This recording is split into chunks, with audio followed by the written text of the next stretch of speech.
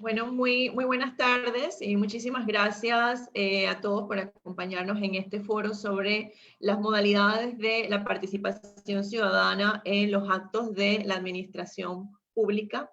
Mi nombre es Lea Cedeño de Borsner, soy miembro de la Junta Asesora de la Fundación Espacio Cívico y les estaré acompañando como moderadora el día de hoy. Este evento es un esfuerzo colaborativo entre la Fundación Espacio Cívico y el Instituto Panameño de Estudios Cívicos, IPEC, y agradecemos además el apoyo y la gestión de comunicación de la Fundación para el Desarrollo de la Libertad Ciudadana, Praxis, la Comisión de Valores Cívicos y Morales, la Autoridad Nacional de Transparencia y Acceso a la Información, ANTAI, y a todo el equipo que conforma el Comité de Asesor de Espacio Cívico y a la Fundación Espacio Cívico. Les cuento antes de arrancar un poquito sobre los organizadores. Nosotros, en Espacio Cívico, que somos bastante nuevos, sobre todo, fuimos fundados hace tan solo 2 años, nacemos en el 2018, con el objetivo de hacer un aporte al funcionamiento de la democracia panameña. Y esto significa, en objetivos muy puntuales, arrancamos con lo que fue informar sobre la gestión parlamentaria, facilitando el acceso a la información. Y el segundo eje, que tiene que ver con la educación cívica y el fomentar la participación ciudadana a través de herramientas de aprendizaje enfocadas en temas como democracia participativa, liderazgo con valores y gestión de proyectos comunitarios. IPEC, que es nuestro aliado y con quien hemos desarrollado el foro para el día de hoy, es el Instituto Panameño de Estudios Cívicos. Es una fundación sin fines de lucro con más de 60 años de trayectoria, impulsando tareas y discusiones democráticas. Sus objetivos específicos en los que vienen trabajando desde hace ya muchos años, incluyen, pero no limitan, a coadyuvar la consolidación y el perfeccionamiento de nuestro sistema democrático, educar y promover el liderazgo y la participación ciudadana, promover la ética en la política, incentivar y apoyar la investigación y análisis de la realidad política, socioeconómica y cultural del país, y también trabaja para fortalecer los grupos de la sociedad civil y organizaciones políticas con el objetivo de lograr una renovada ciudadanía y nuevos liderazgos. En IPEC y Espacio Cívico consideramos abordar este tema porque nos parece que la democracia se edifica desde la participación. Y es oportuno destacar y acentuar cuáles son esas modalidades de participación. El marco jurídico que lo respalda, y conocer de la mano de expertos ejemplos claros de cómo se traduce esto en nuestro día a día. Nos acompañan en este foro el día de hoy el licenciado Juan Antonio Tejada, el licenciado Narciso Machuca, exdirector de la Secretaría de Descentralización, la licenciada Raiza Banfield, exalcaldesa del Distrito Capital, y la licenciada Elsa Fernández, directora de la Autoridad Nacional de Transparencia y Acceso a la Información.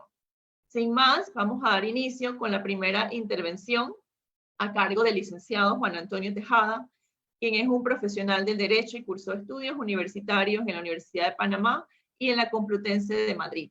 Ha desarrollado su práctica profesional en el ámbito privado y público. Tiene una trayectoria que incluye desempeño como fiscal primero superior y también como defensor del pueblo de la República de Panamá del año 2001 al 2006. Representó a Panamá en la reunión hemisférica contra el crimen y prevención de la delincuencia. Fue elegido también presidente del Consejo Centroamericano de Procuradores en Derechos Humanos. También es presidente de IPEC y es miembro del Comité Asesor de Espacio Cívico. Bienvenido, Juan Antonio.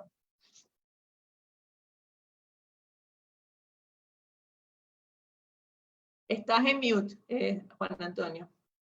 Sí, gracias Lea por la presentación.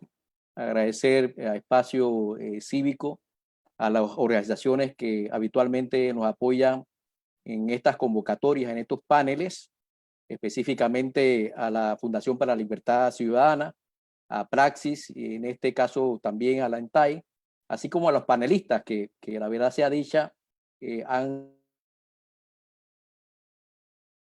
ejercido un activismo ciudadano que lo ha llevado incluso al ejercicio de actividades públicas, y su experiencia resulta relevante para un tema que tiene una alta incidencia y que para nosotros por lo general lo vemos como que requiere un repaso, ¿no? Atento por las implicancias que el tema tiene, y como veremos en esta oportunidad. Me ha tocado hacer una primera presentación. Pasaré por hacer una especie de marco teórico conceptual del tema que nos ocupa. Subsiguientemente repasaré lo que hemos llamado el entramado legal que se desarrolla a partir de finales de los años 50, ¿no? Como tercer punto, aterrizaré en lo relativo a lo que denomino dos hitos judiciales, y dejaré las conclusiones producto de lo que has expresado, Lea, para al final pues, de este panel. Empecemos diciendo que el Estado se ha replanteado su relación con el ciudadano desde hace, de finales de los años 50, invitando al ciudadano a la mesa de las grandes decisiones administrativas. Incluso eso ha evolucionado a invitarlo a participar de manera activa en la elaboración de políticas, de planes, de programas, incluso de presupuestos, ¿no? Convocando de manera previa en estos últimos eventos algunas de las modalidades de participación ciudadana establecidas en las distintas leyes de la República de Panamá. Entiéndase como modalidades de participación ciudadana, audiencias públicas, consultas públicas, talleres y foros, incluyo sugerencias. En términos conceptuales, lo que está detrás de este cambio, yo diría importante, democrático, es un espíritu que tiene 4 propósitos, ¿no? El primero de ellos, procurar un reforzamiento del sistema democrático con transparencia administrativa, incrementar su credibilidad, facilitar el proceso de toma de decisiones y la planificación del sector público, y por último, pero no menos importante, fortalecer la educación cívica con un ejercicio valioso para el ciudadano en lo concerniente a la participación en la toma de decisiones.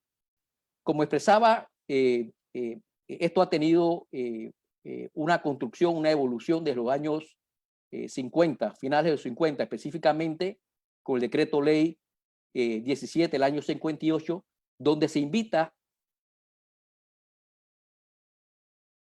a organizaciones ciudadanas a administrar y vigilar el Hospital del Niño, el denominado Patronato del Hospital del Niño. Eso luego, subsiguientemente, es replicado por un número importante de, vamos a ver si nos acompaña la tecnología. No sé si lo aprecian, efectivamente, aquí el IPEC ha hecho, elaborado un mapa. Impresionante. Sí, es impresionante. De hecho, el mapa aún no está terminado. A mano izquierda podrán ver un número de leyes, resoluciones, decretos, esos códigos que abren espacio de participación directa de la ciudadanía o de organizaciones ciudadanas en diversas instituciones, autoridades, directivas, institutos, comisiones, consejos del sector público en temas de gran relevancia, ¿no? Y enumero 30 que hemos contabilizado, ¿no? Medio ambiente, microempresas, actividades marítimas, tránsito, cultura, deporte, turismo, agua, formación profesional, seguridad social, salud, sector agropecuario, sistema de justicia, lotería, urbanismo, patrimonio histórico, desarrollo indígena, política penitenciaria, explotación sexual, discapacidad, habilitación especial, mujer, cooperativismo, contabilidad, bienes raíces, seguros, empresas financieras y modernización del Estado, entre otras. la gama o el arco iris de áreas temáticas donde los ciudadanos o las organizaciones ciudadanas están sentados en la mesa de decisiones administrativas. Es impresionante cuando uno hace el inventario, ¿no? No obstante, de toda esta, todo este mapa o todo este entramado de participación ciudadana, diría yo que hay 3 leyes que bien merecen ser reconocidas como leyes referentes en la materia de participación ciudadana, ¿no? La primera es la Ley General del Ambiente del año 98, que desde mi perspectiva rompe fuego. Y rompe fuego porque invita a los ciudadanos a la elaboración de políticas y planes en materia y crea espacios que denomina Comisión Consultiva Nacional del Ambiente, comisiones provinciales e incluso comisiones comarcales, ¿no? Y subsiguientemente, el año 2000, mediante un decreto reglamentario, reglamenta estas comisiones, ¿no?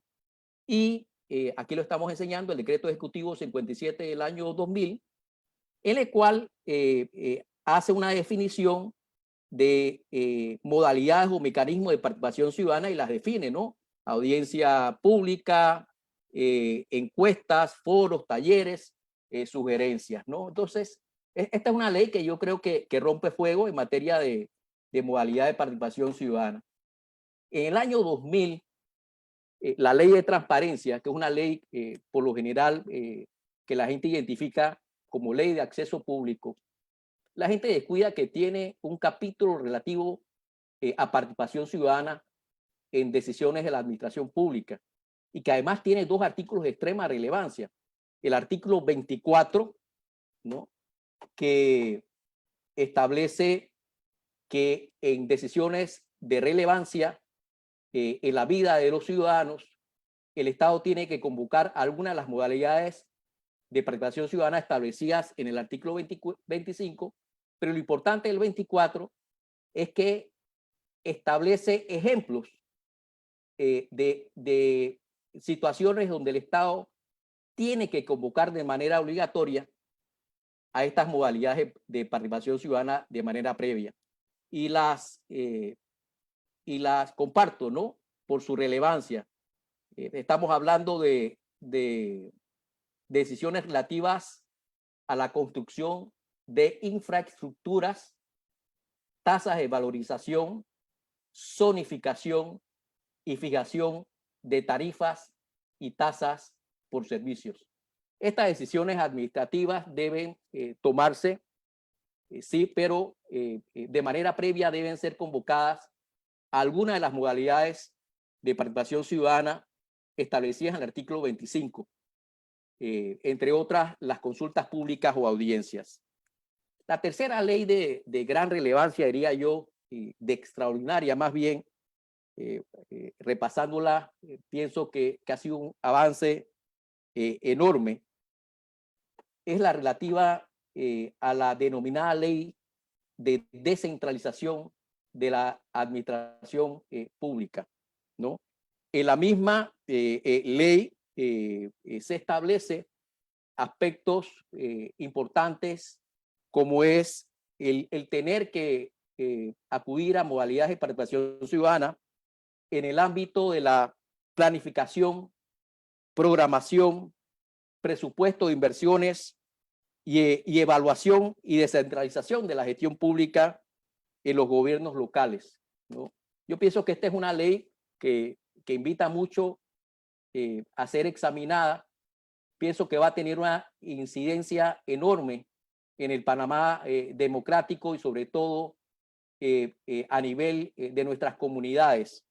Es una ley ambiciosa y extraordinaria. Por esto de que a los ciudadanos por lo general esto de los derechos fundamentales a veces les suena como un poco romántico, un poco etéreo, un poco elevado, ¿no? Es importante recordar que estos derechos fundamentales y sus garantías han tenido 2 hitos judiciales, a mi manera de ver, importantes. El primero de ellos es que recién la Ley de Transparencia del 2002 le tocó a la Defensoría del Pueblo visibilizar la vigencia de la misma ley en términos de esas modalidades de participación ciudadana y con ocasión de un aumento tarifario de electricidad que hizo el entonces ente regulador de los servicios públicos.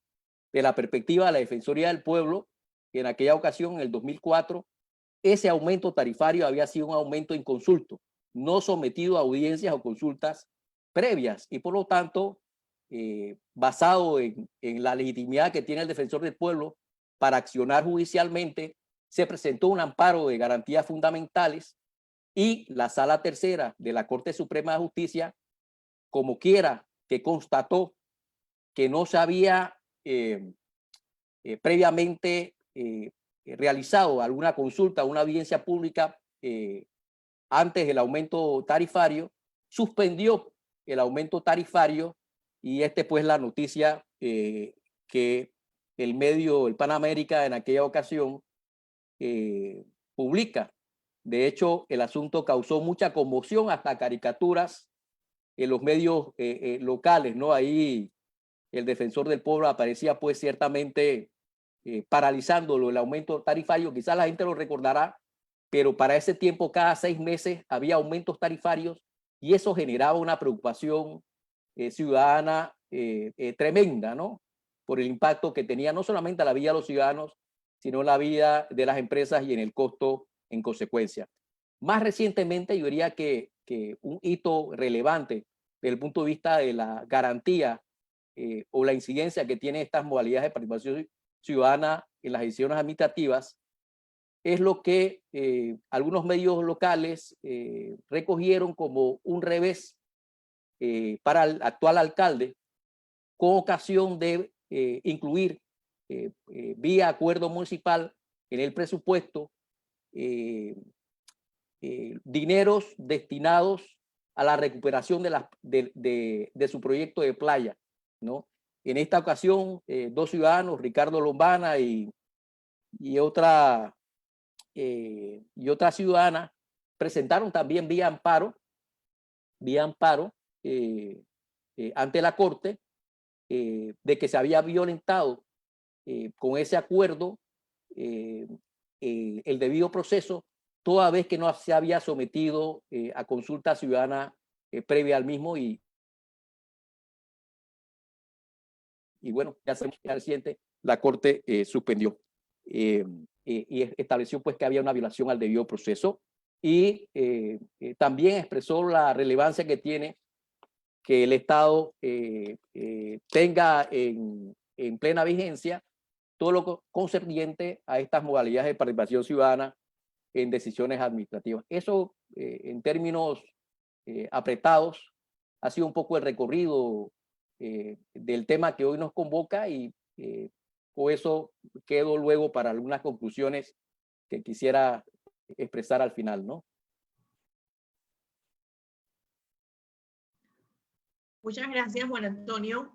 Yo creo que nos queda, o por lo menos a mí me queda bastante claro que si bien es muy impresionante la cantidad de leyes que contemplan la participación ciudadana y que muy probable hay trabajo por hacer, y tenemos ya un marco jurídico que contempla diversas modalidades de participación y que en muchos casos los ciudadanos no están anuentes de estas oportunidades y mucho menos del impacto que pueden llegar ellos a tener. Lo que nos lleva ahora al siguiente tema, y es que la esencia de la descentralización era dar mayor poder a los gobiernos locales en la definición de políticas públicas, mejorar la prestación de servicios a su cargo, democratizar las decisiones públicas a través de esta participación.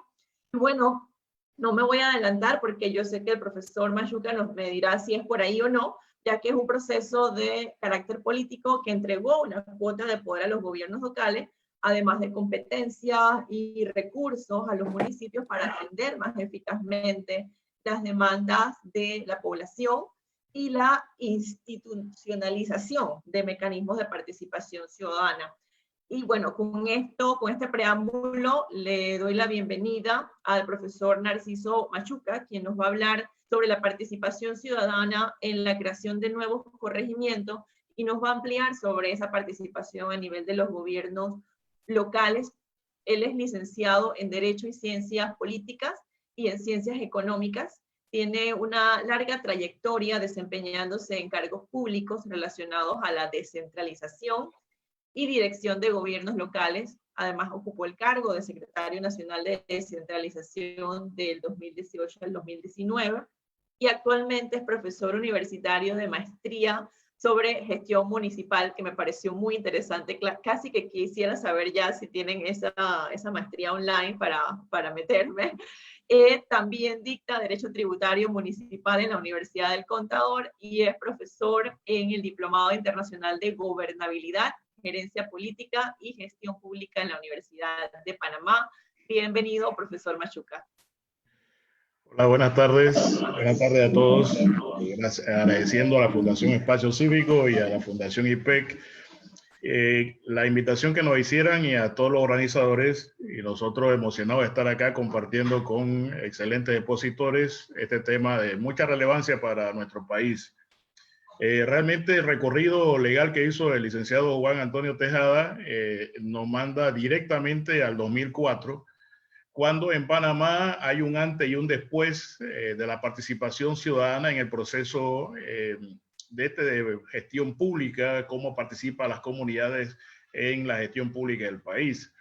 Y si bien es cierto, la participación ciudadana pudiéramos enmarcarla, si lo vemos históricamente, desde 1512, con uno de los primeros alcaldes que estuvo para los españoles en tierra firme, no es hasta 2004 cuando realmente vemos un antes y después de este proceso. Y es que con la reforma constitucional del 2004, en el artículo 233 se establece claramente que los municipios como gobiernos locales deben promover la participación activa de las comunidades. Y esta participación tiene que darse indudablemente dentro del proceso de descentralización. Ahí entonces, cuando analizamos, y lo hizo el licenciado Tejada, analizamos el proceso de descentralización o la ley 37, que se reforma a su vez con la ley 66 y el decreto 10, ahí encontramos que las comunidades deben participar muy activamente en lo que es el sistema de planificación municipal. La ley establece la creación de la Junta de Planificación y Desarrollo Municipal y establece una cuota muy activa que debe tener las comunidades en esa Junta de Planificación. Y esa Junta de Planificación en los últimos días ha sido tema de debate, en donde se ha establecido si las comunidades deben o no deben participar, y la ley en este sentido es muy clara en cuanto a que las comunidades deben participar de la Junta de Planificación. Pero también hay una participación muy activa de las comunidades en la conformación de la Junta de Desarrollo Local.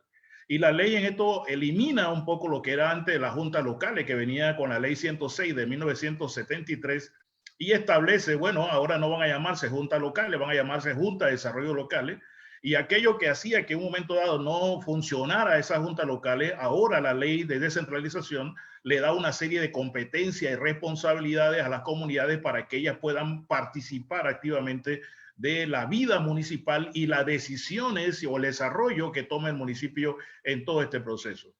Y entonces ahí vemos que las juntas de desarrollo locales deben constituirse, deben organizarse, deben tener una reglamentación, deben participar en los consejos municipales, cosas que nunca habían participado, deben participar de los consejos provinciales, que aunque la ley dice que esos son espacios donde las comunidades tienen que participar, hoy por hoy todavía no vemos eso muy desarrollado, son pocos los municipios que han permitido la participación.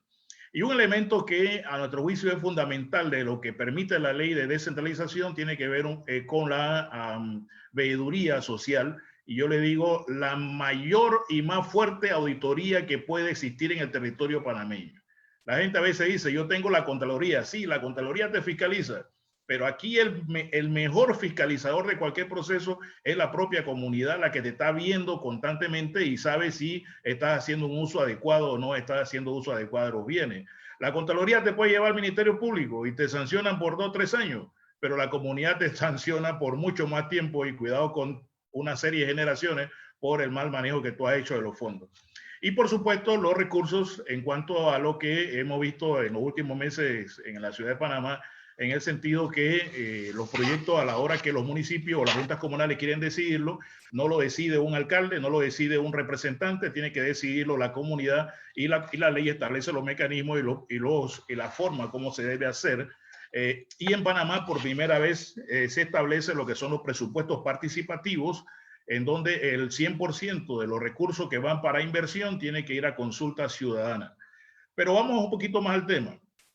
Vamos a ver cómo se conforma. Miren la participación que tienen las comunidades en el ambiente o en el proceso municipal de este país después del 2004, que se da la reforma constitucional y que se desarrolla mucho más con la ley de descentralización y aún más con el decreto 10, que se establece algunos mecanismos. Pero veamos cómo llegamos entonces a lo que son, lo que dicen algunos, la nueva pandemia panameña, que es la creación de nuevos corregimientos a nivel nacional, y que la gente se pregunta, bueno, ¿y por qué estamos creando tanto corregimiento? ¿A qué se debe? ¿Estamos cumpliendo con el rigor de lo que dice la ley? ¿Cuáles son los requisitos? Bien, la ley 65 del 22 de octubre del 2015 es la que rige ese proceso. Repito, la ley 65 del 22 de octubre del 2015. Y la ley establece en su artículo 14 cuáles son los requisitos que debe tenerse cuando se van a crear nuevos corregimientos o se van a crear nuevos distritos. Y en el numeral 1 dice que en aquellas áreas urbanas debe tener una población no menor de 3.000 habitantes para aquellos corregimientos nuevos. Pero también señala que en las áreas rurales no puede haber una cantidad menor de 1.000 habitantes, de los cuales por lo menos 250 deberán estar en la cabecera de lo que va a ser el corregimiento en un momento dado. Fíjense que estos son dos puntos fundamentales, porque a veces la gente dice, se está tomando solamente en cuenta la cantidad de población que puede haber, ya sea en un corregimiento urbano o un corregimiento rural.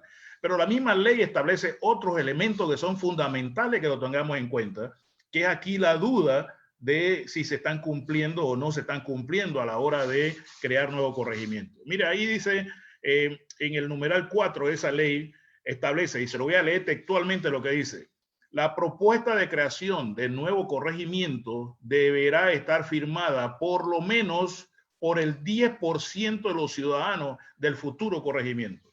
Y este es un tema que a veces nos ponemos en duda. ¿Será que el interés que se lleve a la Asamblea, la creación de nuevo corregimiento, realmente será un interés del desarrollo comunitario? Me quedan algunos minutos, pero yo quisiera analizar unos temas adicionales a eso. En esa misma ley se establece en el numeral 5 que para crear un nuevo corregimiento se necesita un informe socioeconómico del Ministerio de Economía y Finanzas. Y también se establece que para crear un nuevo corregimiento se debe medir un poco la cantidad de población, como yo se lo dije hace un instante. Entonces, veamos estos dos últimos puntos. Si en Panamá se están creando nuevos corregimientos, la pregunta que nos hacemos es, ¿esos nuevos corregimientos se están creando en función del desarrollo que deben tener esas comunidades? ¿Se estarán conformando para que esas comunidades realmente reciban ese beneficio y que sus autoridades están más cerca de las comunidades? Mire, yo he aplaudido en algunos casos la creación de nuevos corregimientos, porque en América Latina, incluyendo Panamá, los ciudadanos hemos tenido unas críticas a los gobiernos. ¿Cuál es la crítica que hemos tenido a los gobiernos? Que cada año que pasa, cada gestión de gobierno que pasa, el gobierno se va alejando del ciudadano, y eso hace que en un momento dado haya debilidades sociales en cuanto al desarrollo equilibrado de alguna zona. Entonces, crear un nuevo corregimiento en Panamá no es malo. Crear un nuevo corregimiento permite que el ciudadano tenga una solución más pronta a su problema. Ahora la pregunta es, ¿cómo lo están armando, cómo lo están preparando, cómo lo están creando, va a solucionar problemas? Veamos un ejemplo nada más para finalizar.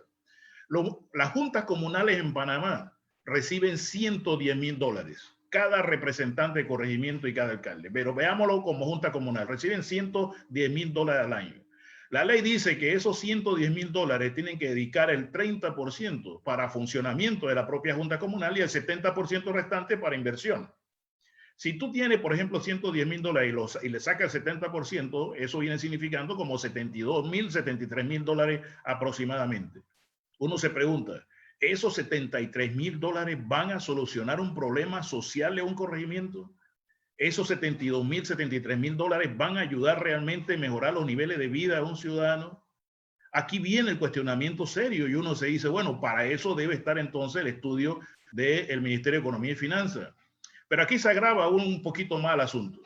Cuando vamos a ver en qué corregimientos se están creando o en qué lugares se están creando estos nuevos corregimientos, en qué distritos, nos percatamos que en los municipios donde se están creando estos nuevos corregimientos son en municipios semiurbanos, son en municipios rurales. ¿Esto qué nos indica? Que esos municipios no tienen capacidad suficiente para hacerle frente a sus responsabilidades, capacidad financiera para hacerle frente a sus gastos fijos, o sea, no recaudan lo suficiente en sus comunidades y tienen que depender del subsidio que le dé el gobierno central. Entonces, si tú creas en un distrito que tenía 5 corregimientos, le creas ahora 8, le creas 9 y le mantienes el mismo nivel de subsidio que tenía, eso significa de que si el gobierno le daba, por ejemplo, en el año $100,000 a un municipio para distribuir en 5 corregimientos, ahora esos mismos $100,000 deben servir para distribuirlo en 8 o 9 corregimientos, porque las cifras no aumentan. Cuando uno lo ve por la parte de los fondos de descentralización, vemos exactamente lo mismo.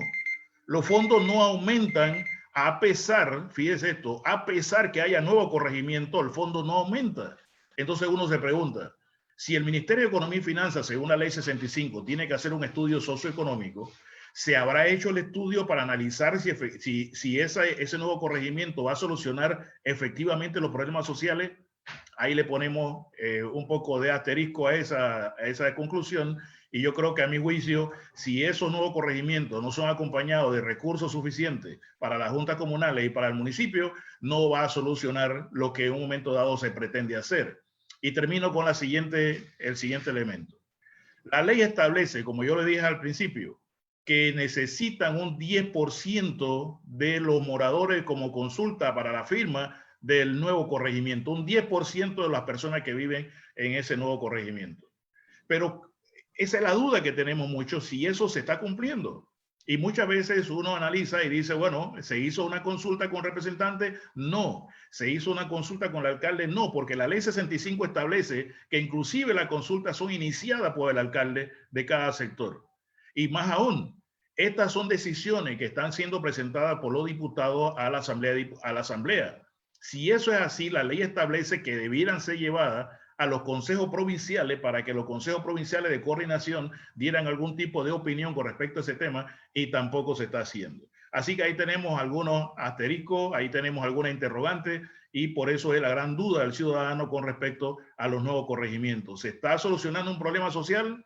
¿Se está consultando a la comunidad? ¿Se están haciendo los estudios como dice la ley 65? Esos son temas que debiéramos de poner la atención como ciudadanos para saber si la ley 65 se cumple como lo establece claramente.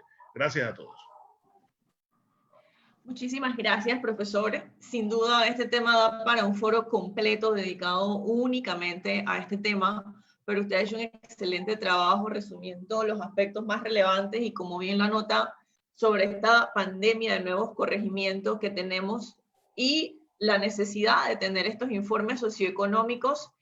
Y me quedo con la misma pregunta yo también, o sea, ¿para qué se están creando estos nuevos corregimientos y se está haciendo esa debida diligencia?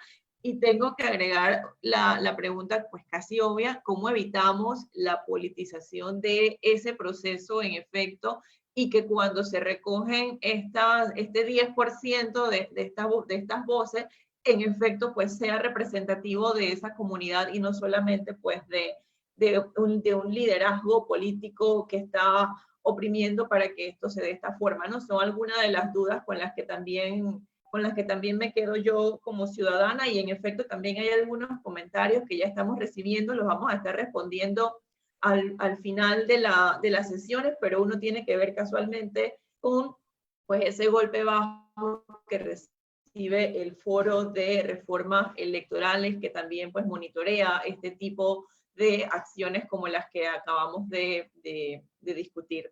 Ahora continuamos con otra de las modalidades de la participación ciudadana y que concierne a la gestión territorial. Otro tema súper amplio, pero yo estoy segura que la arquitecta Banfield pues, va a hacer su mejor esfuerzo en darnos un excelente resumen para abordar este tema. Ella es profesional de la arquitectura desde 1993, cursó sus estudios en la Universidad de Panamá, es fundadora y directora de distintas organizaciones de defensa ambiental y de participación ciudadana, y fue, pues como ya todos deben de saber, fue vicealcaldesa de la ciudad de Panamá del año 2014 al 2019, y en la actualidad es directora de desarrollo sostenible del Centro para la Integración de la Naturaleza y las Ciudades, y también dirige la Fundación Panamá Sostenible y la iniciativa Diversity Design aquí en Panamá. Bienvenida, Raiza.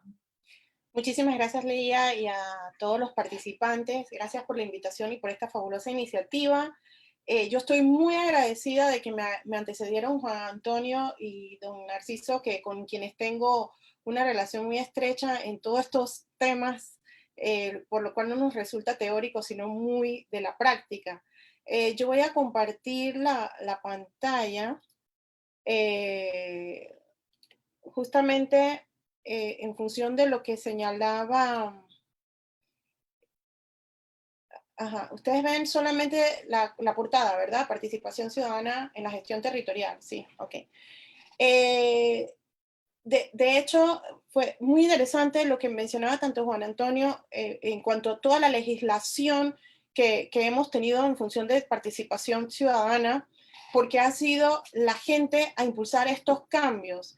Y justamente una de las cosas que más ha generado la motivación de la gente a actuar, a reaccionar, ha sido la intervención del suelo, partiendo de las grandes industrias extractivas, las grandes industrias hidroeléctricas, sobre todo en comunidades rurales, y ha sido lo ambiental, más que todo, lo que ha hecho las primeras activaciones, no de instituciones u organismos constituidos, sino espontáneas, de las comunidades, de las organizaciones.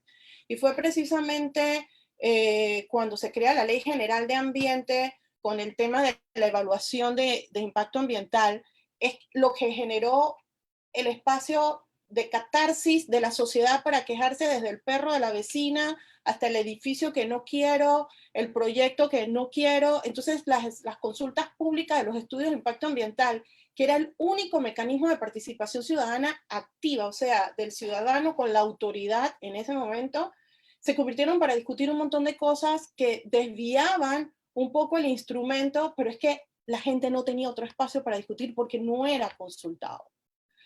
Es ahí donde vemos a nivel nacional que se generan muchos movimientos, y yo creo que uno que fue un activador importantísimo fue el movimiento de las áreas revertidas, porque incluso la ley 21, que genera los usos de suelo, las áreas revertidas, preveía los mecanismos de participación ciudadana para la defensa de estos usos.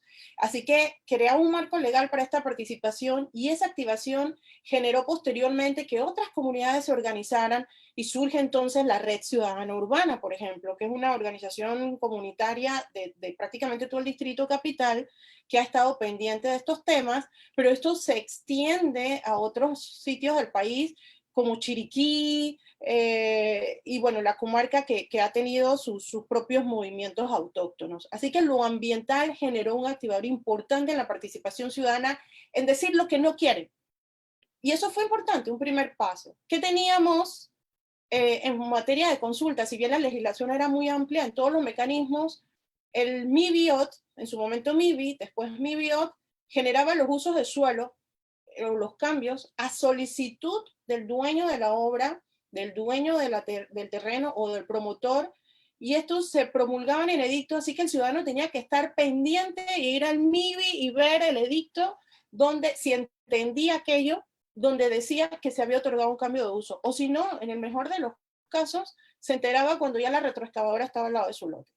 Entonces, empieza, y finales de los 90, el 2000, pues la década del 2000 fue una década de mucha actividad, porque fue cuando se genera el gran boom inmobiliario en la ciudad, todas las inversiones a raíz de la crisis financiera de Estados Unidos y los mercados en Europa. Empieza la inversión en Panamá en grandes megaobras. La ampliación del Canal de Panamá también generó una economía pujante que se vio, que redundó en las inversiones en construcción. Entonces, como las normativas en construcción en Panamá cada vez eran más flexibilizadas porque el progreso no se puede detener y porque hay que decirle sí a la inversión y porque estamos en boga del mundo, entonces veíamos casitas transformarse en grandes condominios y básicamente a solicitud del promotor. Y si el promotor hablaba en inglés, todavía más rápido sucedía. Entonces empiezan estas luchas de no al cambio de zonificación, la gente queriendo mantener sus barrios tradicionales, o los que estaban invirtiendo, porque de esa cadena de valor que generaban los grandes rascacielos y centros comerciales, el que ganaba un poquito más de plata tal vez no iba a invertir en eso, pero su casita la quería adecuar a una oficina.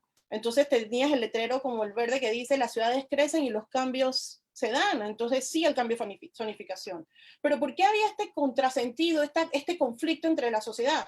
Porque el Estado, el gobierno se había puesto ausente, como un referee de quién puja más, el que quiera el cambio, el que no quiera el cambio, el que paga más por el cambio, pero no estaba ordenando el territorio, no estaba acatando lo que la ley ordena, de que todo el tema de la planificación territorial va por delante de cualquier cambio que se pudiera dar y que no podía ser en manera selectiva, sino en materia integral, como ya lo decía la ley 6 del 2006. Pero ¿qué pasó cuando se creó esta ley 2006? Que en la letra pequeña que nadie vio y que se modificó en la asamblea, cuando estaba en la asamblea, decía, a falta de planes integrales, el promotor podrá presentar su propio plan. Con esto, otra vez el Estado se repliega, otra vez la autoridad se sienta y deja que el promotor presente el plan que mejor le parece. Y nuevamente, ya tal vez no lote por lote, sino que se inventan unos planes de que suman 3 casas, 5 casas, una calle y vamos con el plan y cambiamos. Y seguimos en esta pugna. Sin embargo, la comunidad se organiza cada vez más y se convierten, y los procesos son cada vez más participativos, pero seguimos en lo que no queremos. No sé, esta es una imagen de aquella consulta pública cuando el Ejecutivo en el gobierno pasado, el gobierno central, decidieron modificar el Parque de Omar con 30 millones de dólares y con un diseño que no le consultaron a nadie, sino que a alguien en el Ejecutivo le pareció que era más bonito así, pues. Y sabemos del gran movimiento ciudadano que hubo, decían, eso no es lo que queremos para el parque, y se tuvo que detener. Pero ¿qué pasa en una ciudad donde la gente empieza a definir lo que no quiere, pero hay que definir lo que se quiere? ¿Cómo construimos lo que se quiere? Y es ahí que, con unas breves imágenes, porque no tenemos mucho tiempo, le quiero contar lo que hicimos entonces desde el municipio, porque felizmente en el 2015 entra a regir la ley de descentralización, o sea, una ley que nos viene a devolver las competencias que la Constitución de la República nos daba desde los inicios. Desde que la República se concibe como república, ya el municipio tenía el poder de gestar su territorio y decía, aquello que el municipio no pudiera realizar, entonces lo cumplirán o lo complementarán las instancias nacionales. Sin embargo, la ciudad de Panamá y el resto del territorio se fue desarrollando al revés. Las instancias nacionales decidían por los municipios qué hacer, dónde va la carretera, dónde va el puente, qué obra hago, y los municipios se replegaron a recoger la basura y a limpiar los parques.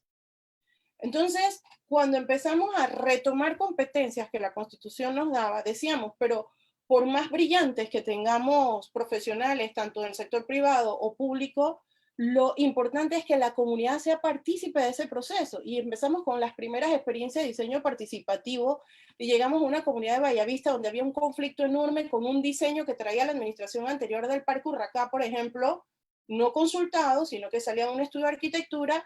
Tuvimos que hacer así, suspender el contrato a expensas de una demanda, pero empezar a construir con la gente el diseño del parque. La gente no se lo creía y decía, ¿para qué voy a ir a las consultas si van a hacer lo que les da la gana? Pero ese dibujito que ustedes ven a la derecha de la imagen de la participación de las personas es el diseño consensuado después de varias sesiones de ir, decir, hacer el listado que quería la gente, de volver al taller a diseñar, volver hacia la gente y decir así, dónde ponemos la cancha y tal por cual, hasta llegar a ese proceso, a ese diseño consensuado. ¿Cuál es el resultado de eso? ¿Quién cuida el parque hoy? ¿Quién está atento de que la cancha esté limpia, de que se pueda? La gente, la comunidad. Y ellos son los que han estado pidiendo cuenta al alcalde de por qué el parque está abandonado, que la junta comunal, que... Es por eso, porque la gente se apropió del proceso de diseño y de su parque. Esa es una de las grandes ventajas de la participación ciudadana. Es complicado, que es más largo, que tal vez tú no ves inaugurada la obra porque las etapas son mayores, ¿cierto? Y ese es el ejemplo del Parque Norte. El Parque Norte, que ha estado también en boga en estos días, que el alcalde decidió alegremente que ya no lo quiere y que se lo quiere dar al Meduca. ¿Quién salió a defender el Parque Norte? La comunidad. Porque también fue un proceso participativo durante años por regiones del área, entender qué se quería en el parque, la gente firmaba, votaba. Hoy no tenemos que salir la administración anterior a defender el parque. La gente defiende su parque porque sabe el proceso, conoce el proceso. Y yo voy a cerrar aquí nada más para decir que lo más importante y lo único que va a evitar estos conflictos de intereses entre los que más pueden y tienen cómo desarrollar y los que no, los que se ven afectados, es precisamente el plan de ordenamiento territorial. Yo no voy a pasar esta presentación, sino nada más decirles de algunos elementos que esto posee. Este proceso, la ciudad de Panamá lo pasó. Un diseño de plan estratégico, una visión consensuada, un pacto local. Eso pasamos prácticamente 2 años construyendo esta visión del territorio que va mucho más allá de que si este suelo es comercial o si aquí va un edificio o aquí va una tienda. Es la visión de la ciudad que queremos construir a largo plazo y qué elementos debe tener. Dividimos la ciudad en 3 regiones, la norte, la centro y la este. Empezamos a hacer las consultas, dibujar el territorio, de dónde deberían estar los límites urbanos, dónde los límites, la zona de expansión, y así hasta llegar, nada más quiero enseñarles la imagen del pacto local, donde se firmó con las organizaciones comunitarias y de la sociedad civil un pacto para que ellos dieran el seguimiento, aquí está, y se garantizara el seguimiento de estos acuerdos, de esta visión construida del territorio. Cierro nada más diciendo que ese pacto, ese plan está en el Consejo Municipal desde junio 2019, no ha sido revisado, no ha sido puesto en discusión en el Consejo, sin embargo, se siguen aprobando cosas que están fuera del marco de la visión territorial, afectando los ecosistemas, calidad de vida y poniendo en riesgo por los temas de inundaciones y otros temas naturales, una ciudad que ha crecido sin un ordenamiento, sino a la oferta del mejor postor. Por tanto, la participación ciudadana en estos procesos es imprescindible. Gracias. Muchísimas gracias, Raiza. Tengo que decir que yo recuerdo como ciudadana del área de San Francisco algunas de esos eventos, porque participé incluso de los que se hacían en la biblioteca, en el Parque Omar, y en efecto, pues al principio yo creo que al sentir la gente que su voz está siendo escuchada, recuerdo que las primeras sesiones había mucha catarsis, mucha queja, y finalmente pues creo que empezó como a ver la luz, el proceso, y empezó a tomar forma, y de verdad que yo personalmente me sentí muy complacida con haber estado alrededor de ese mapa y dando sugerencia y dando mi opinión sobre cómo sentía yo que debían de ser las cosas. Y el proceso de participación ciudadana es un proceso hermoso, y entre tú más participas, más empoderado te sientes como ciudadano, en efecto, a pedir esa rendición de cuentas, y el ejemplo que tú das sobre el Parque Norte. Y bueno, ya ahora pasando a cuál es ese futuro que nos espera en la participación ciudadana en nuestro país, y pues viendo las cosas que se dan en el día a día, tenemos ya para cerrar la ponencia de la licenciada Elsa Fernández, que nos va a hablar sobre las reformas a la Ley de Transparencia y su impacto en la participación ciudadana. La licenciada Elsa es licenciada en Derecho, valga la redundancia, en Ciencias Políticas, y tiene una maestría en Derecho Privado y una especialización en Docencia Superior. También cursó un doctorado en Derecho Económico y Empresarial. Actualmente ocupa el cargo de directora general de la Autoridad Nacional de Transparencia y Acceso a la Información, ANTAI. Ella también se ha desempeñado como profesora en la Facultad de Derecho y Ciencias Políticas de la Universidad de Panamá y desempeñó el cargo de defensora adjunta del pueblo y fue diputada suplente en la Asamblea Nacional por el circuito 8-7. Elsa, bienvenida, la verdad que nos da mucho gusto que nos traigas entonces a ese aquí y ahora con las reformas a la ley de transparencia que se está gestionando, cuál es ese impacto que va a tener en la participación ciudadana y que nos hables un poco sobre ese proceso de co-creación de gobierno abierto que han estado promoviendo en las redes de ANTAI y de los miembros del Foro de Gobierno Abierto. Bienvenida, Elsa.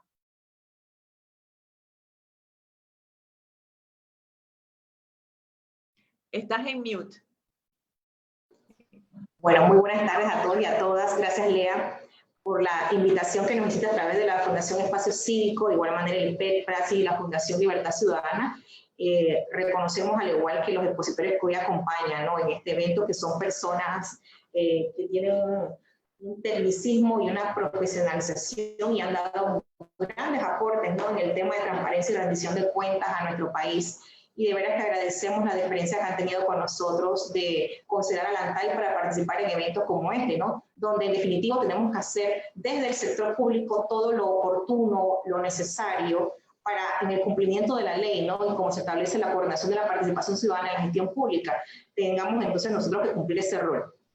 Quiero, bueno, compartir con ustedes, para mí es muy importante que podamos plantear algunos aspectos que en este caso desde ANTAI, ¿no?, como acaba de señalar Lea, tenemos la responsabilidad por ley. Siempre es importante, bueno, como sabemos, la participación ciudadana, la coordinación en la gestión pública nos corresponde a nosotros y ahora mismo estamos en un proceso, este proceso de reformas a la ley de transparencia en primera instancia es porque es un compromiso que firmó este gobierno a través del reto de transparencia en 2019. De igual manera es porque es una responsabilidad del plan de gobierno y asimismo es una responsabilidad que tiene el ANTAI en su plan estratégico y en su POA que realiza. Es importante señalar que la participación ciudadana, ¿no?, como tenemos aquí la posibilidad, ¿no?, de nosotros ver, es una de las herramientas democráticas más efectivas utilizadas, porque es la que permite que los ciudadanos y las ciudadanas se involucren en la creación de políticas públicas y de igual manera tengan la posibilidad de que estas políticas públicas respondan a sus necesidades y al mejoramiento de la calidad de vida que merecemos todos y todas.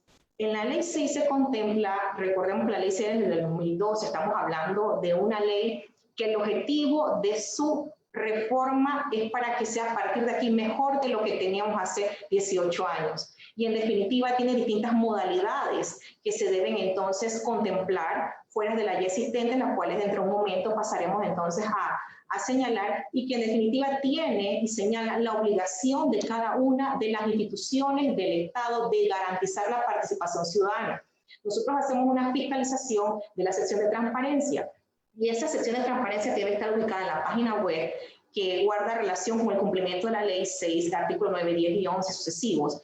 Específicamente, el artículo 26.2 señala la participación ciudadana y cada institución del Estado, mediante cuando usted tenga la posibilidad, algún ciudadano o ciudadana, de ingresar a la sección de transparencia de la entidad, debe ahí mostrar qué modalidades de participación ciudadana está implementando en el desarrollo de la gestión pública de esta entidad. Otra cosa importante es reconocer que, bueno, sabemos que el tema de participación ciudadana desde el punto de vista tiene su legalidad en la Constitución y asimismo en otras leyes, como tuvo el licenciado Tejada la oportunidad de explicarnos y asimismo los otros compañeros. Y de igual manera la ley 6 nos habla de que se debe entonces en que justamente para la fiscalización de los actos de la administración pública que pueden en algún momento afectar los intereses y los derechos de los grupos, es porque la misma tiene su razón de ser. Importante es conocer que, bueno, la ley 6 contempla, como lo han dicho ya los compañeros que me antecedieron, distintos tipos de modalidades de participación. Estamos hablando de una consulta pública, eso lo señala el artículo 24-25, ¿no? de la ley 6, estamos hablando de esa consulta pública, que es cuando se somete entonces a opiniones, al igual que a comentarios, algún tipo, podemos decir, de tema que sea, en este caso, ¿no? de interés que la institución requiera, ¿no? la opinión, en este caso de ciudadanos y ciudadanas. Cuando hablamos de una audiencia pública, estamos hablando ya de una formalidad que es presencial ante la entidad respectiva. Los foros o talleres, estamos hablando ya de temas más técnicos, podríamos decir, para que se realizan, ¿no? con personas que ya tienen como un profesionalismo, una especialización en un tema específico, y la participación directa en instancias institucionales que se hace a través de ciudadanos o ONGs. Asimismo, podemos observar entonces la auditoría social, esto lo dijo en este caso el licenciado Machu, que hizo referencia a ese tema, que guarda relación con la descentralización, que sabemos ahora que es una responsabilidad que en este caso tiene ANTAI, específicamente por el decreto que reglamenta la descentralización, el 10, que hace alusión entonces a que la responsabilidad que tiene la ANTAI con relación a las auditorías sociales y específicamente a su conformación, a su capacitación, a su asesoramiento y de igual manera a conocer las irregularidades administrativas que surjan producto de una auditoría social. Es importante también señalar entonces la iniciativa popular que nosotros entonces tratamos de garantizar. Yo hace un momento les comenté que nosotros guardamos, ¿no? una responsabilidad sobre el plan estratégico institucional, el cual tiene 26 acciones a desarrollar del año 2020 al 2024 con planteamientos específicos en el eje 1 y el eje 2. Un primer eje que es garantizar, en este caso, todo lo referente a la transparencia, el acceso a la información y la protección de datos personales. Y un eje número 2 que guarda relación a la cultura de la transparencia, hablando tanto del sector público como del sector privado y de la sociedad en general. Actualmente le podemos, compartir iniciativas que se están desarrollando. Es importante señalar que las iniciativas de gobierno abierto, grupo de datos abiertos y COS han sido realizadas por las administraciones anteriores, incluso por muchas de las personas que se encuentran hoy aquí como panelistas, y que de igual manera entonces nosotros, en este caso, le hemos dado la continuidad necesaria porque en primera instancia, cumpliendo con el principio de legalidad, ¿no? que tenemos que hacer nosotros y así logrando entonces el desarrollo ya de actividades previas. Importante, actualmente, le señalaba hace un momento, la licenciada Lea, ella es una experta en el tema de gobierno abierto. Y justamente, ¿no? como aquí señala, es la mayor representación de la participación ciudadana en la democracia, ya que en definitiva está inspirada en pilares específicos que guardan relación con el acceso a la información, con la utilización de plataformas, asimismo con la rendición de cuentas, ¿no? con la colaboración y participación de los ciudadanos y las ciudadanas. Este espacio en Panamá ha sido desarrollado y en este momento aprovechamos por el tiempo, ¿no? la invitación que hacemos de manera inmediata a que se puedan unir, porque estamos en el proceso de la co-creación del cuarto plan de acción. El gobierno abierto está conformado por sociedad civil y, en este caso, por las autoridades que representamos en el sector público. Aquí vemos que es un espacio creado, un proceso colaborativo, donde se comparten experiencias y organizaciones de la sociedad civil, actualmente conformadas por 6, representadas por 6 principales y 3 suplentes. Y de parte de nosotros están instituciones como Presidencia, IG y la ANTAI, que en definitiva tienen que llevar adelante políticas públicas que nazcan precisamente de gobierno abierto. Y nosotros tenemos que ser, en este caso del sector público, los gestores de los compromisos que tiene que en este caso cumplir el gobierno para que lo que salga de la mesa de gobierno abierto, estas acciones sean cumplidas en el caso por el gobierno nacional. Este es un trabajo en conjunto, que el objetivo es beneficiar a la población de un acto genuino de participación, que tiene mesas temáticas que hoy se están replanteando, pero solamente para las personas que nos escuchan, temas que guardan relación con transparencia parlamentaria, temas que guardan relación en este caso con medio ambiente, con políticas sociales y de educación, y asimismo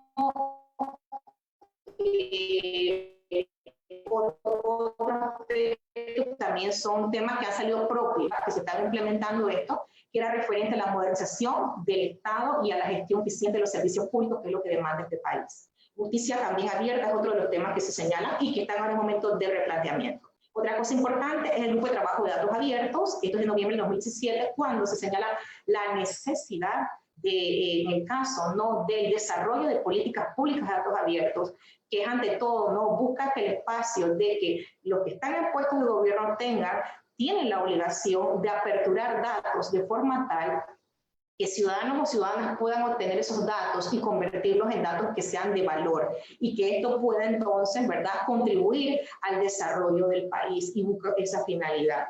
Otra cosa importante es lo referente a COS.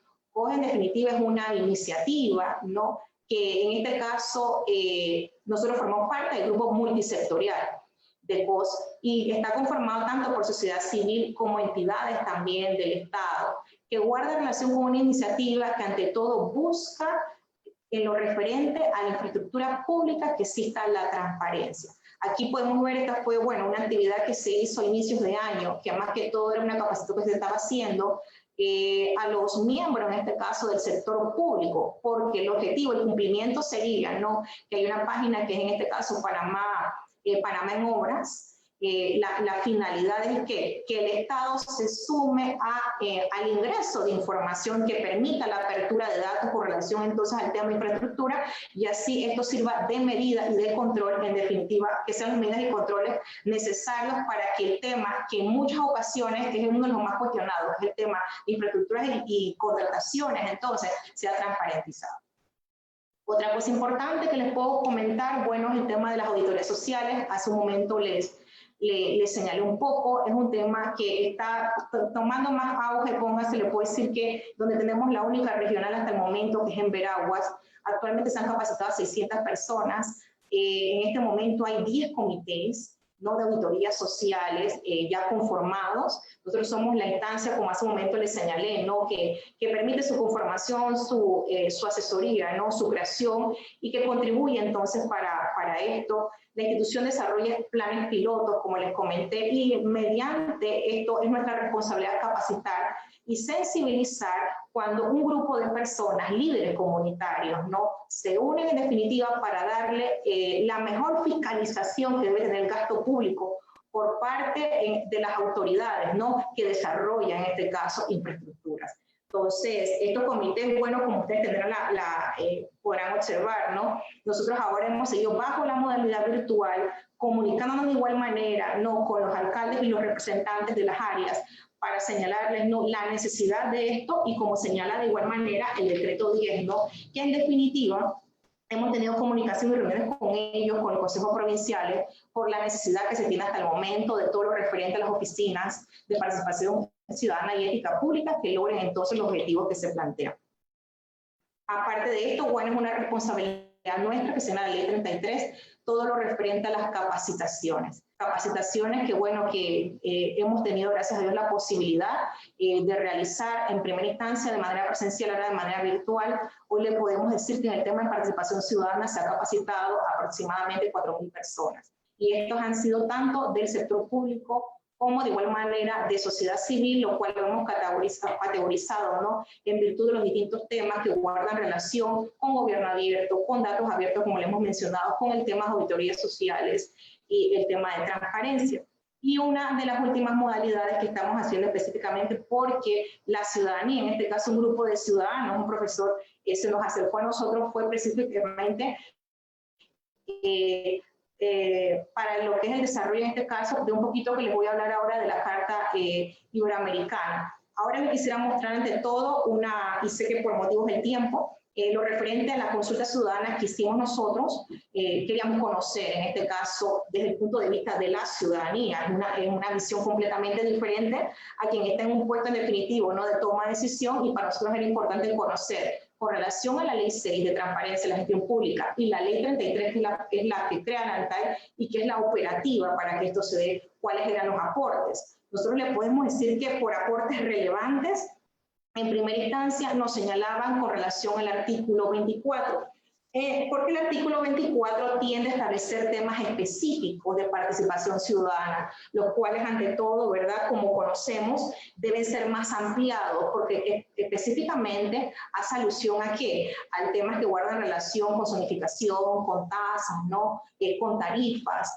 y que justamente señalan entonces las personas que tuvieron la posibilidad de, mediante la consulta que hicimos, que en un momento era presencial y posteriormente culminó en que fuera de manera vías electrónicas por la situación que vimos de la pandemia. Buscaban de todo, ¿no? Conocer que la ciudadanía espera mayores temas sometidos a la participación ciudadana, distintos entonces a los temas que guardan relación a zonificación, a tasas, o que tengan que ver en este caso, ¿no? Con temas que nos señalaban, hasta temas de caja de seguro social, nos hacían alusión, ¿no? A temas que guardan relación más allá de la infraestructura pública. Otra cosa importante que también le podemos mencionar, que hablaron con relación a este tema, fue de la estructura de la consulta pública, que la cual necesitaban que fuera, cuando hablo de la estructura, señalaron y nos hicieron una crítica objetiva, la cual con mucho gusto aceptamos, que fuera más allá de, en este momento, de lo referente a la manera electrónica, sino que también fuera desarrollada a través de foros, a través de talleres, para que tuviera la posibilidad de que en algún momento, si una persona tenía alguna limitación desde el punto de vista electrónico, pudiera de manera presencial aportar, y me parece completamente válido, ¿no?, que se haya hecho alusión a eso. Otro aspecto que también nos señalaron en el tema de la consulta ciudadana fue lo referente a ante todo, la necesidad, ¿no?, que los ciudadanos, no solamente en lo referente a los temas de la consulta, sino que de igual manera se ampliara el listado de los actos sometidos, ¿no?, a las distintas modalidades. Querían la mayor participación, en este caso, los actos administrativos, que fuera garantizados las modalidades. Bueno, hace un momento les comenté, la Carta Iberoamericana de Participación Ciudadana en la Gestión Pública exige mayor responsabilidad, en este caso, a quienes formamos parte del Estado. Esto ahora mismo se está ya haciendo la proyección que se está realizando más que todo desde la provincia de Veraguas hacia otras provincias. Esto fue solicitado, en definitivo, por los ciudadanos, ¿no? Y las ciudadanas, específicamente un docente de la provincia de Veraguas, y justamente entonces estamos en planteamiento de trabajar esto a nivel nacional. Con esto, bueno, quisiera dejarles con este mensaje.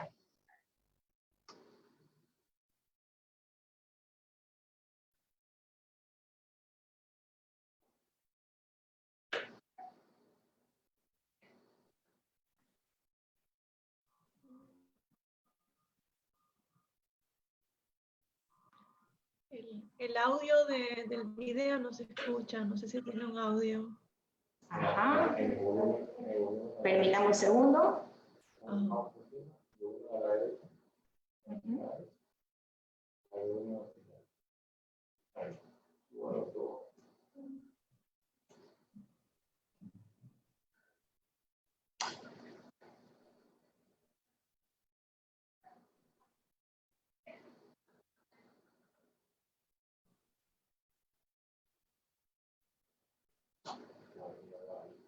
No se logra escuchar el audio.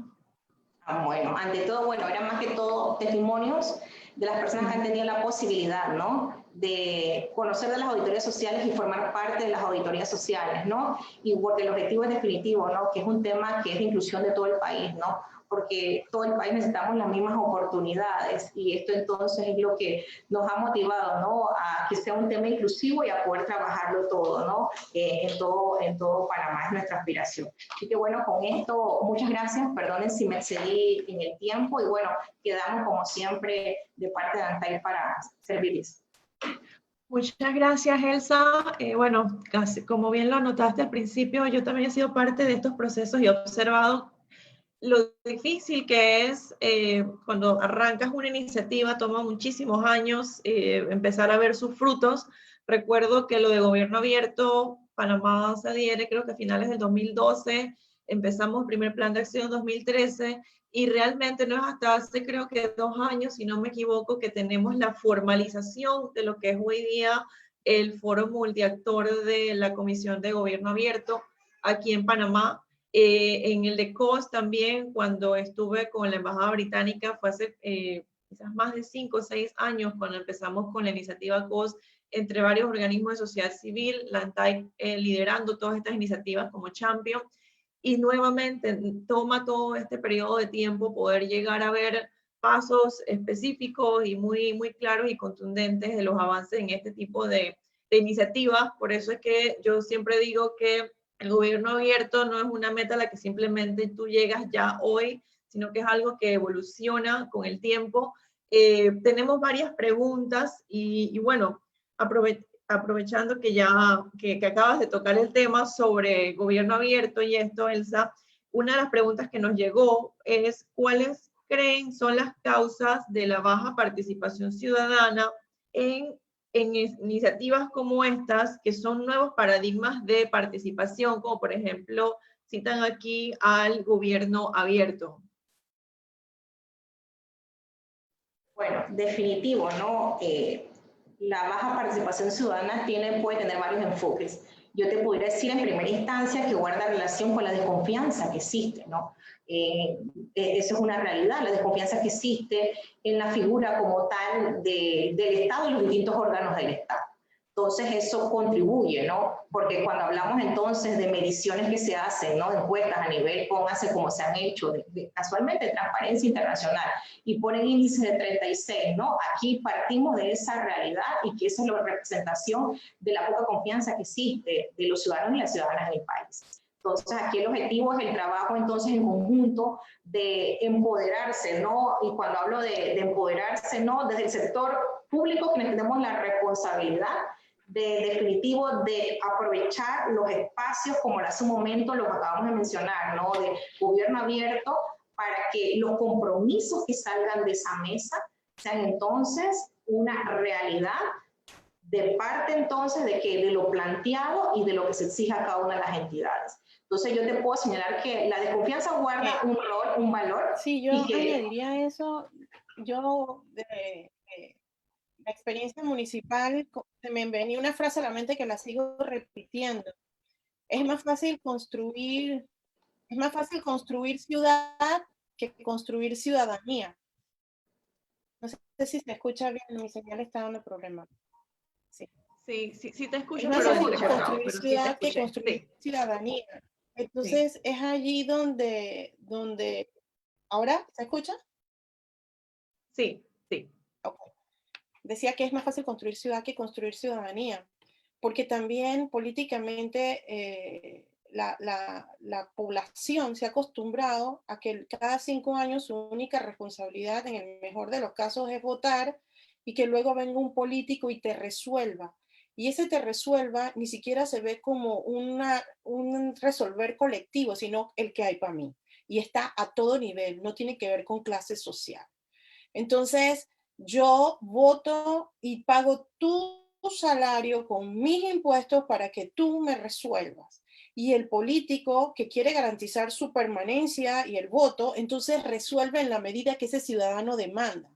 ¿Por qué no tenemos mayores resultados en el bienestar colectivo? Porque no hay una demanda social por ese bienestar colectivo. En el mejor de los casos hay una búsqueda de espacios para ver dónde yo puedo desarrollar mejor mi negocio, desde el buhonero que tiene el visto bueno municipal para estar en la acera ilegalmente, o al gran desarrollo que no cabía en ese uso de suelo porque el ordenamiento no lo permitía. Entonces, a todo nivel, hemos estado construyendo una ciudad de cómo yo me meto y no una ciudad de cómo cabemos. Entonces, porque luego participar, dije, bueno, pero ¿como para qué? Porque después ellos van a hacer lo que les da la gana. Yo estoy muy cansada, tengo que ver con mi casa cuando llego el trabajo. O la típica frase, ¿para qué me voy a meter en eso si yo tengo que trabajar y ver por mí, por mi familia y no tengo que ver nada con eso? Porque eso es política y a mí no me gusta la política. Pero no vemos la ciudad o el espacio fuera de nuestra casa como parte de nuestra casa. Porque si no tenemos esos servicios que hacen de la ciudad un ambiente hóspito, entonces no estamos velando por nuestra casa. Entonces yo creo que esto tiene un componente muy importante de fortalecimiento ciudadano, de información y formación, que es muy importante este espacio para eso, para entender nuestro rol dentro de ese quehacer ciudad. Toda esa cultura de clientelismo la vemos en todas las esferas, y algo que me sorprendió muchísimo, hace un tiempo atrás estábamos anunciando un taller, bueno, antes de COVID, que era un taller presencial, y estaban las personas inscribiéndose, y yo recuerdo que hubo gente que nos llamó para preguntarnos que cuánto les pagaban por ir a capacitarse en nuestro taller. Y yo decía, pero ¿cómo así que cuánto les pago? Me parecía insólita la pregunta, pero era verdadera, era real, y lastimosamente es parte de esa cultura y de esa conciencia cívica que tenemos que trabajar en seguir elevando. Y bueno, una de las preguntas en lo que es ciudadanía proactiva, que también nos llegó, es cómo pueden los ciudadanos fiscalizar las partidas que se le otorgan a los representantes de corregimiento, y cómo podemos exigir de forma legal la intervención de los representantes en las necesidades de la comunidad. No sé si el profesor Machuca nos quiere dar un poco de docencia con esa pregunta, y en cómo promueve el Estado la participación ciudadana, o cómo debería promoverla. Comencemos por la última parte, pero quiero agregar algo a lo que decía la licenciada Elsa Fernández y decía Raiza, que ambas tienen razón en el planteamiento que hacen. A veces las personas no participan por falta de confianza, pero también a las personas, hombre, le falta esa cultura de participación, hay que crear esa ciudadanía que no lo hacemos, y muchas veces hacemos participación del tema coyuntural que va apareciendo y no hacemos participación de manera constante hacia el desarrollo.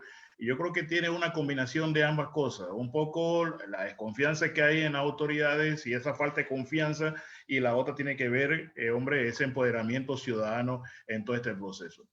Bien, ¿cómo se da cuenta las comunidades o cómo fiscaliza las comunidades los fondos que manejan las juntas comunales y el municipio? Es que la ley de descentralización y la ley 66 establece que los representantes y alcaldes tienen que hacer rendición de cuenta al ciudadano. Y fíjese que la ley establece el mecanismo de rendición de cuenta y dice que deben hacer un proceso de rendición de cuenta, y en esa rendición de cuenta debe participar un vocero de la Junta de Desarrollo Locales en ese acto de rendición de cuenta, porque la ley señala que esa Junta de Desarrollo Local están conformadas también para fiscalizar la gestión que hagan los alcaldes y los representantes de corregimiento. Entonces la Junta de Desarrollo Local, una vez que se conforman, ellas tienen que exigirle y tocarle la puerta a las autoridades para saber en qué día, de qué mes van a hacer la rendición de cuenta de cómo se usan los fondos. Ahora, imagínense que pasó 2020 y las juntas comunales ni el municipio hicieron rendición de cuenta, y usted como ciudadano se siente indignado, quiere hacer algo, quiere ir a alguna parte. Bueno, yo quiero aprovechar que está la licenciada Elsa Fernández para decirle a los ciudadanos que una de esas instancias donde él tiene que ir a denunciar esa falta de transparencia es justamente en la ANTAI, es justamente ahí en esa oficina. Si en algún momento dado usted ve que las consultas ciudadanas para establecer los proyectos comunitarios se llevan a cabo y usted ve que hay muy pocas personas, usted ve que hay gente muy allegada a las autoridades y que no son el pueblo abierto, haga la denuncia. Y uno de esos lugares donde usted tiene que hacer la denuncia es en la ANTAI, y la ANTAI le pedirá cuenta a la Secretaría de Descentralización, cómo se hizo el proceso y cómo fue la auditoría, qué funcionario de secretaría estuvo presente, etcétera, etcétera, hará las investigaciones. Pero esta es una unidad donde usted puede fiscalizar realmente cómo se da el proceso para que haya esa transparencia. La ANTAI está dándole un seguimiento al grado de transparencia que tienen los municipios con respecto a las partidas, a las planillas, etcétera. Y yo creo que las comunidades también tienen que darle ese seguimiento a esos municipios de quienes están haciendo rendición de cuentas, cómo lo están haciendo, están invitando a las comunidades, en qué momento lo están haciendo. Y si usted ve en algún momento que no hay esa transparencia, no hay esa rendición de cuentas, hombre, agarre una hoja, un papel, haga una nota mostrando su inquietud y llévesela a la ANTAI o llévesela a la Secretaría de Centralización, que son los entes que tienen que estar vigilantes de que esa auditoría social se haga a nivel de todos los sectores del país. Muchas gracias, profesor.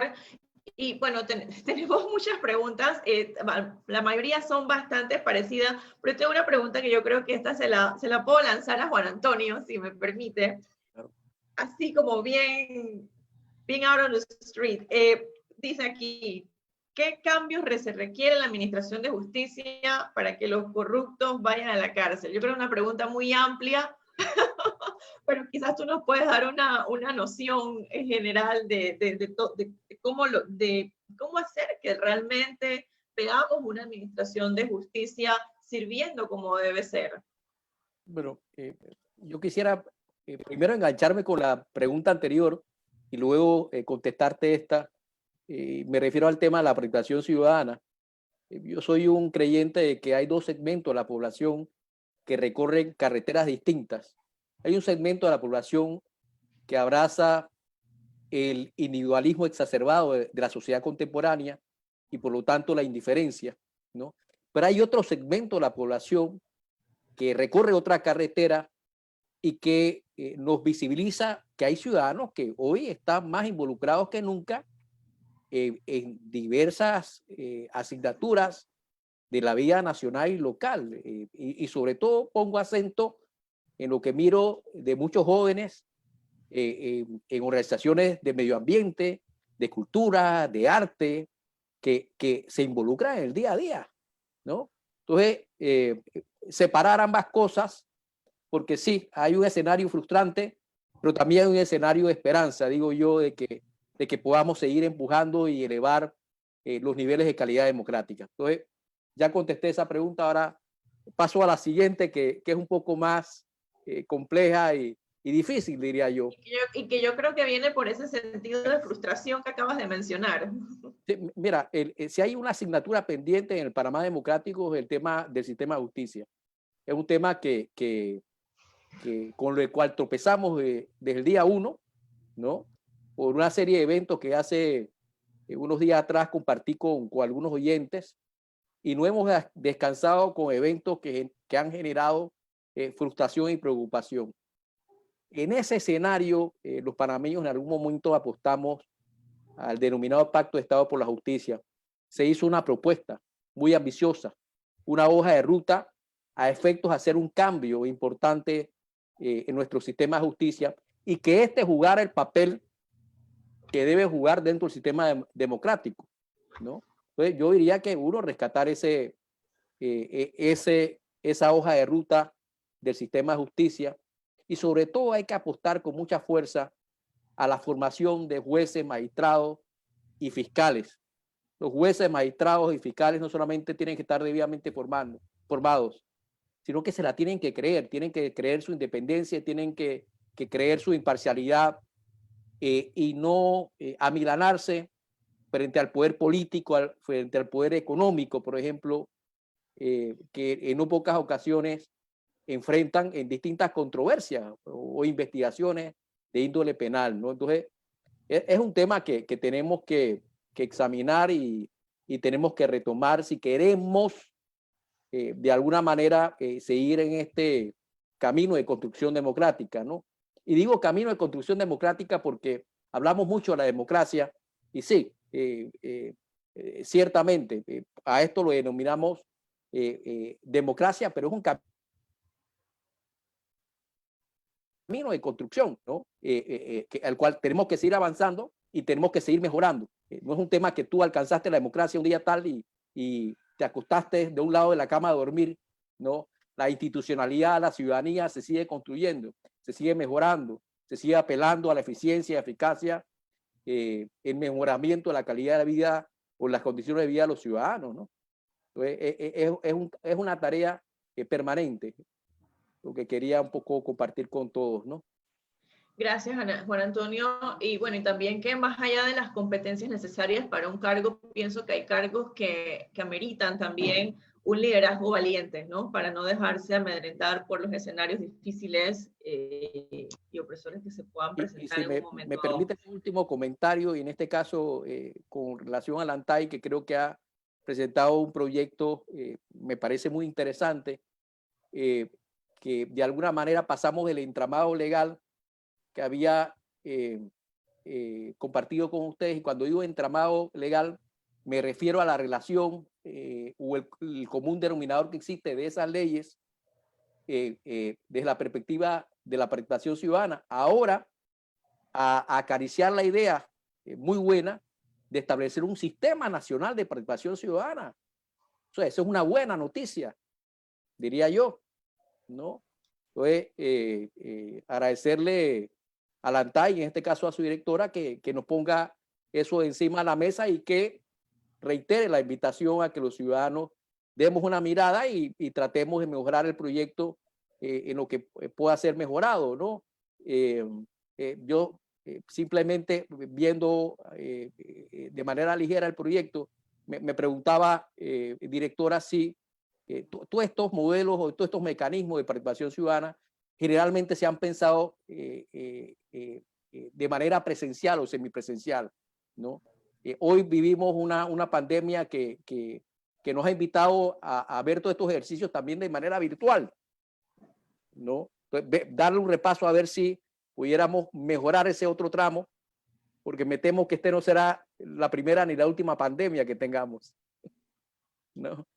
Así que invitarte a eso, a darle una mirada a ver si las aplicaciones tecnológicas nos permiten un ejercicio ciudadano virtual también. Sí, incluso me parece que en la intervención creo que Elsa mencionaba que las personas que respondieron a la consulta mencionaban en efecto esa participación electrónica y ampliar ese formato de participación ciudadana. Y eso en respecto a la consulta que ustedes hicieron sobre la ley de transparencia, pero lo que menciona Juan Antonio sobre el Sistema Nacional de Participación Ciudadana, que si no nos equivocamos creo que está como anteproyecto de ley y hay otras propuestas que se han hecho anteriormente, una ley que tenga que ver con participación ciudadana, en efecto debe de contener ese aspecto de consulta previa de esos ciudadanos de los que estamos hablando. Entonces, yo como ciudadana también pues le levanto mi mano a la ANTAI para que haga su mejor gestión en que esa representación sea una representación digna de una ley como la que se está planeando hacer y de esas reformas también a la ley de transparencia.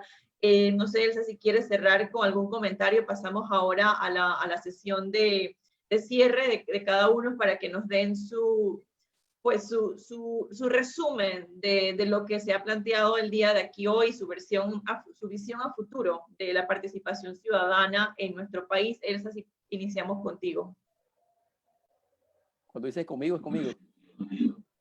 Bueno, mi conclusión es que bueno, el ciudadano está invitado a la mesa de las grandes decisiones sobre la administración pública nacional y local, y hay que sentarse en esa mesa, ¿no? La democracia de hoy, la contemporánea, exige participación ciudadana para elevar su calidad y entonces debemos advertir que hay esos espacios, hay esas oportunidades, incluso, diría yo, ir más adelante, tratar de producir informes de las organizaciones ciudadanas que participan de estos espacios, ¿no? Para poderlos compartir, socializarlos y dar seguimiento y también mejorar su participación en estos espacios. Eso sería un poco mi conclusión y ojalá sigamos examinando todo esto relativo a las modalidades o mecanismos de participación ciudadana, porque creo que es un plus a la democracia que todos aspiramos. Gracias, Juan Antonio. Continuamos con Raiza, tu lectura sobre lo que hemos conversado hoy y esa visión de hacia dónde debe ir la participación ciudadana en modalidades, marco jurídico, el emprendimiento social, cómo involucrarnos. ¿Cuál es tu visión? Yo creo que el quehacer ciudadano, el quehacer de ciudad y ciudadanía es como bailar tango, es un asunto de dos, ¿no? Es de la autoridad, del gobierno que se elige, pero también de la ciudadanía que genera el gobierno que se elige y por tanto el rol que juega en estos procesos, no solo el electoral, sino lo que sucede entre cada proceso electoral. Mi lectura es que como ciudadanos tenemos que madurar muchísimo colectivamente. Podemos ser como un país de inversión, de banca, de paso de naves, pero como país de generación de ciudad nos falta mucho. Nosotros justamente con el Centro de Integración para la Naturaleza y Ciudades y la Universidad de Arquitectura y Diseño ISMUS y Ciudad del Saber hemos iniciado en esta semana un curso, una capacitación dirigida a servidores públicos municipales en materia de descentralización y gestión territorial. Y era diseñado para brindarle herramientas a los funcionarios públicos a empoderarse para gestionar el territorio desde lo local, porque siempre las decisiones vienen desde lo nacional y no aterrizan a lo que la comunidad requiere. Y la comunidad, por el otro lado, es así, como el niño que pide y pide y pide y necesita formarse en ese proceso. ¿Qué hemos identificado? Que la ciudadanía está formada por estos políticos y los políticos están alimentados de esta ciudadanía que pide y ellos dan. Por ejemplo, fondos públicos invertidos en iglesias, cuando una comunidad tiene necesidad de agua, por ejemplo, o de otras cosas, es porque la ciudadanía lo pide, y si los funcionarios no se lo dan, entonces paga políticamente el funcionario. Entonces, los ciudadanos tenemos que saber cómo pedir, qué pedir para el bienestar colectivo y de la mayoría, y para mejorar las condiciones de nuestra ciudad. Hay que fortalecer el marco legal y todo lo demás, pero ahorita no es un tema de falta de leyes, es una falta de ejecutarlas, de fiscalizarlas y de participar en estos procesos para mejorarlas. Entonces yo creo, yo no voy a responsabilizar a los funcionarios de las cosas que adolecemos como sociedad, porque al final son fruto de esta sociedad. Yo creo que tenemos que hacer un proceso de maduración colectiva, y los dejo con esto. Alguien preguntaba que cómo hacer para que el plan de ordenamiento territorial salga del oscurantismo donde está, porque nos costó millones de dólares procesos de participación ciudadana, y además es un plan bellísimo. O sea, yo vi realizado la integración de un territorio rural, natural, urbano, como no hay ninguno en el continente, en un plan bien concebido, y está allí muriendo el sueño, durmiendo el sueño de los justos en el Consejo Municipal. ¿Qué hay que hacer? Que la ciudadanía despierte y empiece a exigir a cada uno de sus concejales que quieren la discusión del plan, y hay que participar. Hay que terminar de crear la Junta de Desarrollo Local. Hay que activarse. Cuesta, cansa, agobia, pero ¿cuál es el resultado? Una mejor ciudad para todos. Así que pongámonos de tarea mejorar colectivamente. Muchas gracias, Raiza. Licenciada Elsa, si nos permite su lectura sobre la participación ciudadana y esa visión a futuro. Bueno, sí, quisiera comentarles, yo creo que eso es un resumen de todo lo que me llevo de cada uno de los participantes, ¿no? Y de Tiller. La participación ciudadana tiene que institucionalizarse, ¿sí? Y esto es desde el sistema educativo, y definitivo que igual tiene que dar como una política pública respaldada por las leyes. Hace años atrás no hablábamos de las iniciativas que hoy se comentan como gobierno abierto desde el punto de vista, ¿no? Dantay nos hablaba de COS, nos hablaba de datos abiertos, hace 18 años eso era una realidad, hoy sí lo es. Las leyes tienen que definitivamente adaptarse a la realidad que se vive, y la única forma que podamos dejar esto garantizando una cultura de transparencia es que la institucionalicemos. Eso es lo que en este momento, bueno, quisiera compartirles, y que sentimos que es una responsabilidad en la cual Dantay entonces hará los aportes necesarios. Gracias, Elsa. Profesor Machuca. Bueno, el principal reto que tiene Panamá para desarrollarse lo va a encontrar con la cultura de participación ciudadana. Es el principal reto que tenemos los panameños. Y las comunidades sí tienen una serie de derechos que la ley le da, pero también tienen una serie de deberes que también tienen que comenzar a empoderarse de ellos. Yo sí considero que el movimiento para fortalecer el país, para fortalecer la democracia del país, tenemos que fortalecer los procesos de participación ciudadana. Con eso se fortalece la democracia, con eso se fortalece la gobernabilidad del país, organizando las comunidades, haciendo que las comunidades se empoderen del proceso. Y si un alcalde, un representante, una autoridad no le da participación a las comunidades, la comunidad tiene que exigir su espacio, tal cual lo establece la ley 38 y la ley 6. Por ejemplo, la ley 38 establece que el procurador de la administración fiscaliza la gestión que hacen los funcionarios públicos. Y si usted mañana pasado ve que un representante de un alcalde no está organizando las comunidades, vaya al procurador de la administración y haga la denuncia correspondiente. Y si usted ve que mañana pasado usted como miembro de la comunidad no lo están llevando al consejo municipal, o el representante de corregimiento no está organizando la Junta de Desarrollo Local, o esa autoridad local no está haciendo rendición de cuentas, vaya a la ANTAD y dígale, mire, esto fortalece la gobernabilidad, la transparencia, yo quiero contribuir con el desarrollo, pero aquí hay limitaciones, pese a que la ley establece que yo debo participar, no están creando los espacios. Entonces, ahí tenemos algunas instituciones para que participen activamente con el ciudadano. Y yo creo, cerrando, licenciada Lea, que estos escenarios son escenarios ideales para que las comunidades vayan conociendo cuáles son sus deberes y sus derechos, sepan cuáles son sus coberturas de acción, que vayan tomando conciencia para que nos vayamos empoderando como ciudadanos del desarrollo.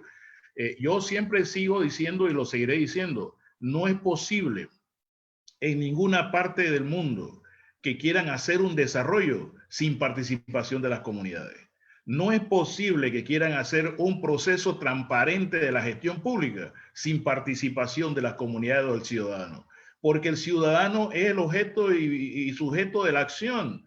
Si yo voy a hacer una descentralización, ¿para qué la voy a hacer? Para el ciudadano. Si yo voy a ser transparente, ¿para qué lo voy a hacer? Para el ciudadano. Si yo quiero mejorar la justicia, ¿para qué lo voy a hacer? Para el ciudadano. Entonces, él es el objeto y el sujeto. Y si ese ciudadano es el propósito de cualquier acción de desarrollo, entonces hay que incorporarlo en ese proceso que estamos llevando a cabo.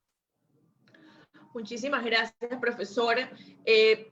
Bueno, quisiéramos de verdad responder todas las preguntas que nos han llegado. Tenemos 21 preguntas más otras que llegaron el día de ayer, o sea, tenemos casi 30 preguntas. Lastimosamente no podemos responderlas todas, pero Espacio Cívico va a estar realizando más de estos foros en los próximos meses.